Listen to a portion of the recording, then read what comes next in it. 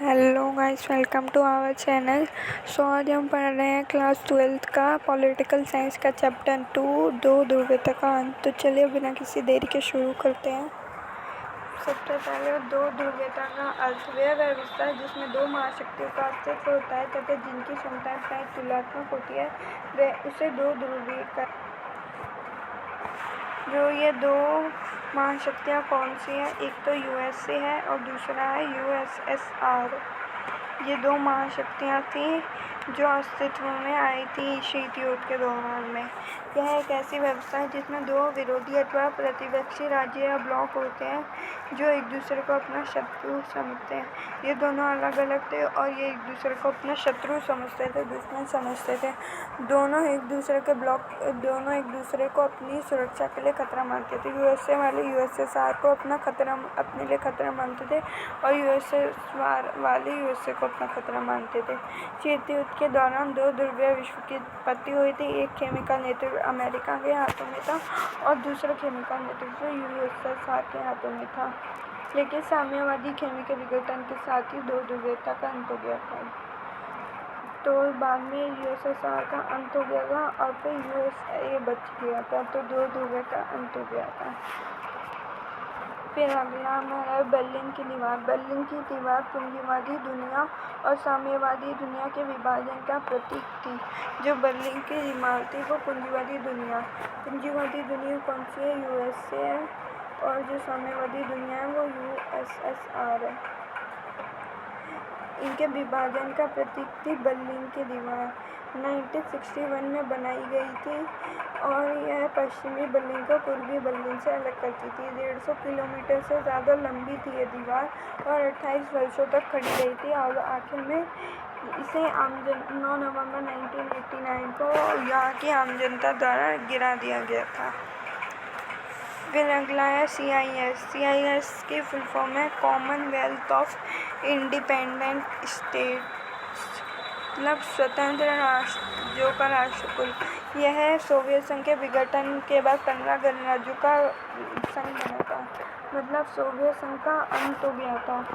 Soviet संघ के अंत के बाद जो 15 गणराज्य थे, यूएसएसआर जो था वो 15 गणराज्यों से मिलकर बना था। तो सोवियत संघ का अंत हो गया तो वो 15 गणराज्य का अलग अलग देश बन गए, जिसका मुख्य था रूस जो था वो उसका मुख्य था। फिर अगला है सोवियत संघ यूएसएसआर।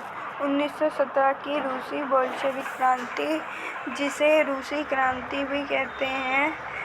1917 की रूसी क्रांति के बाद समाजवादी सोवियत गणराज्य का अस्तित्व में आया था। 1917 में एक क्रांति हुई थी जिसे रूसी क्रांति कहते हैं। उसके बाद ये अस्तित्व में आया था। सोवियत संघ में कुल मिलाकर 15 गणराज्य थे। तो यहाँ पे आ गया सोवियत संघ में कुल मिलाकर 15 गणराज्य थे, अर्थात 15 अलग अलग देशों से मिलकर सोवियत संघ का निर्माण हुआ था। सोवियत संघ का निर्माण गरीबों के हितों को ध्यान में रखते हुए किया गया था। इसे समाजवादी और साम्यवादी विचारधारा के अनुसार बनाया गया था। सोवियत संघ के विघटन के बाद ये 15 अलग अलग देश थे जो बन के निकले थे। रूस, Kazakhstan, Estonia, Latvia, Lithuania, Belarus, Ukraine, Moldova, Armenia, Georgia, Azerbaijan, Turkmenistan, Uzbekistan, Tajikistan, Kyrgyzstan. तो ये 15 देश थे जो निकल के आए थे। सोवियत संघ को महाशक्ति बनाने वाले कारक। सोवियत संघ जो एक महाशक्ति था उसे बनाने वाले कारक क्या थे? द्वितीय विश्व युद्ध के बाद सोवियत संघ को एक महाशक्ति बनाने के निम्नलिखित कारकों ने योगदान दिया था। संयुक्त राज्य अमेरिका की भांति सोवियत संघ की अर्थव्यवस्था विश्व के अन्य देशों की तुलना में बहुत अधिक विकसित अवस्था में थी। मतलब जो संयुक्त राज्य अमेरिका की भांति, मतलब संयुक्त राज्य अमेरिका की तरह सोवियत संघ की अर्थव्यवस्था भी बहुत मजबूत थी। द्वितीय विश्व युद्ध के बाद सोवियत संघ की संचार प्रणाली में भी अनेक परिवर्तन आए थे। उस समय सोवियत संघ की संचार प्रणाली बहुत अधिक उन्नत थी। सोवियत संघ के पास ऊर्जा संसाधन के भंडार थे, जिन्हें खनिज संसाधन, लोहा, इस्पात, मशीनरी उत्पाद आदि सम्मिलित थे। इन संसाधनों के बल पर सोवियत संघ ने अपना बहुत अधिक विकास किया था और एक महाशक्ति के रूप में उभरा था। सोवियत संघ के यातायात के साधनों का पर्याप्त विकास हुआ था। सोवियत संघ के दूर-दराज के इलाके भी आवागमन की सुव्यवस्थित और विशाल प्रणाली के कारण आपस में जुड़े थे। सोवियत संघ का घरेलू उपभोक्ता अधिकार उद्योग भी बहुत अधिक उन्नत था। वहाँ पिन से लेकर कार तक की समस्त वस्तुएं बनाई जाती थी। यद्यपि सोवियत संघ के उपभोक्ता उद्योग में निर्मित होने वाली वस्तुओं की गुणवत्ता की दृष्टि से पश्चिमी देशों के स्तर पर सक्षम नहीं थी। सोवियत संघ की सरकार ने अपने देश में समस्त नागरिकों को बुनियादी ये सब बेकार है गाइस, तो मैं आपको समझाती हूँ शॉर्ट में से थोड़ा।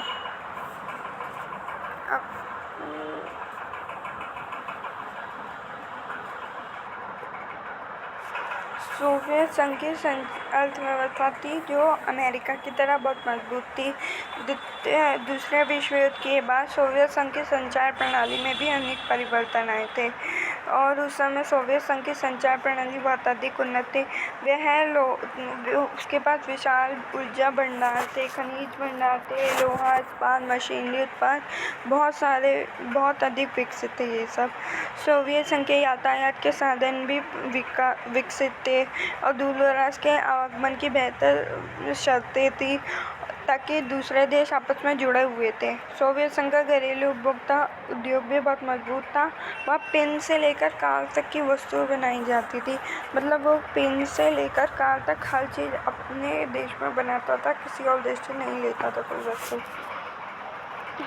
वहाँ पे बच्चों की देखभाल, यातायात सुविधाएं बहुत थी। वहाँ पे बेरोजगारी बिल्कुल भी नहीं थी। मतलब फिर अगला है, ये तो उतना इम्पोर्टेंट नहीं है। सोवियत प्रणाली वह व्यवस्था है जिसके द्वारा सोवियत संघ ने अपना विकास किया। सोवियत प्रणाली वह व्यवस्था है, सोवियत संघ अलग है, सोवियत प्रणाली अलग है। सोवियत प्रणाली वह है जिसके कारण सोवियत संघ ने अपना विकास किया। सोवियत प्रणाली समाजवादी व्यवस्था पर आधारित थी। यह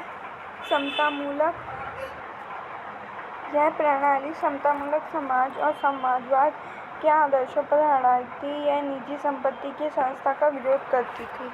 यह प्रणाली सोवियत संघ ने अपना विकास यह प्रणाली समतामूलक समाज और समाजवाद के आदर्शों पर आधारित थी। यह निजी संपत्ति की विरोध करती थी, समाजवाद के समानता के सिद्धांत पर व्यवस्थित करना चाहती थी। यह जो प्रणाली थी उसके कारण सोवियत संघ ने अपना विकास किया था और यह समतामूलक समाज में समान भावना उत्पन्न करना चाहती थी तथा इसने निजी संपत्ति का बिल्कुल विरोध किया था तथा समाज में समानता के सिद्धांत पर व्यवस्थित थे। सोवियत प्रणाली के निर्माताओं ने पार्टी की संस्था को सर्वाधिक महत्व दिया था। इसीलिए सोवियत राजनीतिक प्रणाली की धुरी साम्यवादी पार्टी थी। किसी अन्य दल या विपक्ष के लिए यहाँ कोई भी जगह नहीं थी। अर्थव्यवस्था योजनाबद्ध और राज्य के नियंत्रण में थी। तो यहाँ पे पार्ट 1 हमारा खत्म होता है। पार्ट 2 जल्दी आएगा।